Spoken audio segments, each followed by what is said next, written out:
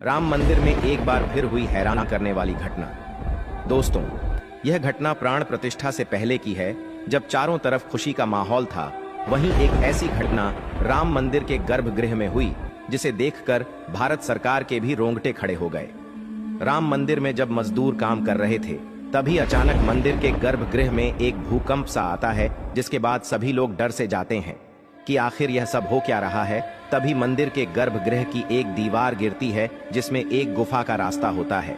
तब वहां ठहरे सभी लोगों के मन में एक भी सवाल चल रहा होता है कि आखिर यह गुफा यहां आई तो आई कहां से। फिर वहां के लोगों ने इस घटना की जानकारी भारत सरकार को दी, जिसके बाद भारत सरकार ने इसके लिए नासा के वैज्ञानिकों को सूचित किया कि मंदिर के गर्भगृह में अचानक एक गुफा का निर्माण हो गया है। दोस्तों, ये घटना उस समय की है जब देश भर में राम लल्ला के आने का जश्न मनाया जा रहा था और चारों तरफ राम नाम की गूंज थी। राम मंदिर बनने से न सिर्फ सनातन धर्म की जीत हुई, बल्कि यह अयोध्या नगरी की उन्नति का भी एक स्रोत बना। राम मंदिर में लोगों ने बहुत बढ़ चढ़कर हिस्सा लिया और इसी के साथ राम लल्ला की प्राण प्रतिष्ठा 22 जनवरी को कर दी गई। अब दोस्तों, होता यह है कि जब नासा की टीम अपने सभी इंस्ट्रूमेंट्स के साथ अयोध्या आती हैं, तो उन्हें रास्ते में भी एक चमत्कार देखने को मिलता है। दरअसल जैसे ही वह अयोध्या नगरी में प्रवेश करते हैं, उसके बाद तेज तेज हवाएं चलने लगती हैं और चारों तरफ घने बादल छा जाते हैं, जिसे देखकर बस में बैठे सभी नासा के वैज्ञानिक हैरान होते हैं कि ये सब हो क्या रहा है। तभी ड्राइवर की एक गलती के कारण बस में कुछ दिक्कत होती है, जिसके कारण बस गिरने से बच जाती है। तब उनमें से एक वैज्ञानिक देखता है कि किसी बंदर ने उनकी बस के एक टायर को पकड़ रखा है, और इस नजरें को देखने के बाद सभी को लगता है कि महाबली हनुमान उनके साथ ही चल रहे हैं। फिर सभी लोग अयोध्या में पहुंच जाते हैं। दोस्तों, वीडियो आगे बढ़ाने से पहले अगर आप भी श्री राम के सच्चे भक्त हैं तो वीडियो को लाइक करें और चैनल को सब्सक्राइब करें। दोस्तों, राम मंदिर पहुंचने के बाद सभी वैज्ञानिक राम मंदिर में घुसते हैं और अपनी रिसर्च शुरू करते हैं। जब सबसे ज्यादा ताज्जुब की बात यह होती है, उस गुफा की मिट्टी का रंग लाल होता है, जिसे देखकर सभी वैज्ञानिक चौंक जाते हैं कि आखिर यह संभव कैसे हो सकता है। दोस्तों, चौंकने वाली बात यह थी कि वह मिट्टी सिर्फ और सिर्फ श्रीलंका की पहाड़ी में ही मिलती है। जिसके बाद वैज्ञानिक उसमें खुदाई का काम जारी रखते हैं और एक के बाद एक आश्चर्य वाली चीजें उन्हें उस गुफा में मिलती है, जिसमें सबसे पहले उन्हें एक वानर का कंकाल मिलता है, जो कि लंबाई में बहुत विशाल होता है।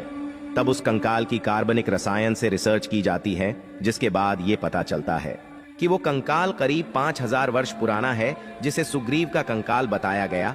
अब आप सभी यह सोच रहे होंगे कि आखिर वैज्ञानिक इतने दावे के साथ कैसे कह सकते हैं कि वह सुग्रीव का कंकाल है।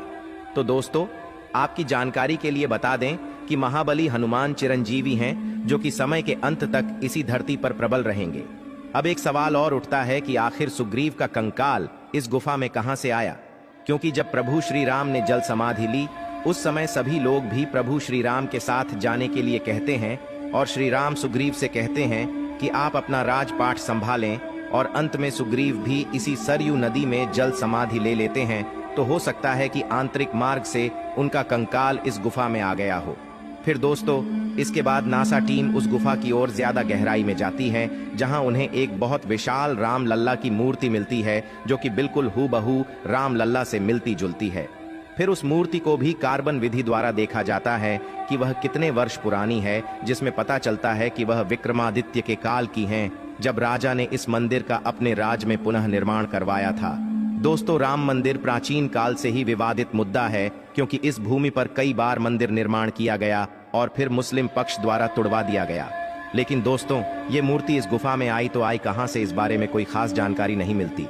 इसी तरह से गुफा में आगे बढ़ते बढ़ते वैज्ञानिक लगभग बिहार के सीतामढ़ी के पास पहुंच जाते हैं, जहां उन्हें एक विशाल सोने का टूटा हुआ धनुष मिलता है, जिसे रामायण काल का बताया गया, और यह भी रिसर्च किया गया कि वो धनुष वही है जो कि श्री राम ने सीता स्वयंवर में तोड़ा था।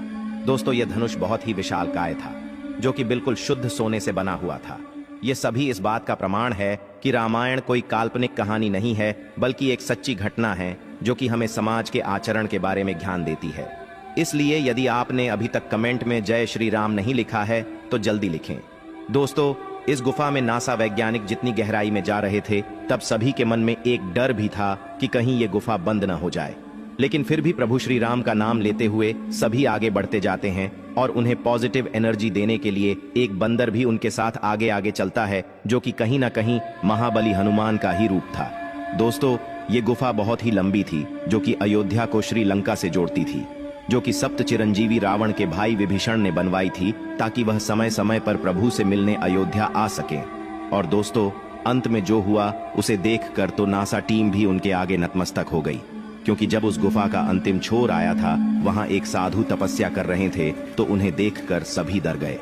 जिसके बाद उनसे पूछताछ के दौरान उन्होंने बताया कि मैं विभीषण हूं और मैं प्रभु श्री राम के कल की अवतार की प्रतीक्षा कर रहा हूं, जो कि बहुत जल्द इस धरती पर जन्म लेने वाले हैं। सभी वैज्ञानिक हैरान हो गए, क्योंकि विज्ञान इस सभी शक्तियों को अंधविश्वास मानता है, लेकिन जब उन्होंने साक्षात विभीषण को उस गुफा में देखा तो उन्होंने भी सनातन को सत्य मान लिया। तो दोस्तों, अगर आप भी अभी तक अयोध्या राम मंदिर नहीं गए हैं तो जल्द से जल्द वहां जाने का प्लान बनाएं। तो इसी के साथ वीडियो में अंत तक बने रहने के लिए धन्यवाद दोस्तों।